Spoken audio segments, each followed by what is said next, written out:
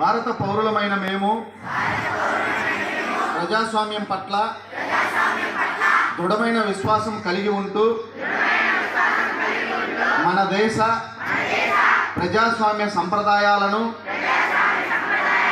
మరియు స్వేచ్ఛాయుత, నిష్పక్షపాత మరియు శాంతియుత ఎన్నికల హుందాతనాన్ని కాపాడతామని మరియు ప్రతి ఎన్నికలలో నిర్భయంగా మతం, జాతి, కులం, సంఘం లేదా ఏదైనా ప్రలోభానికి లోను కాకుండా ఓటు వేస్తామని ఇంటి మూలంగా ప్రతిజ్ఞ చేస్తున్నాము.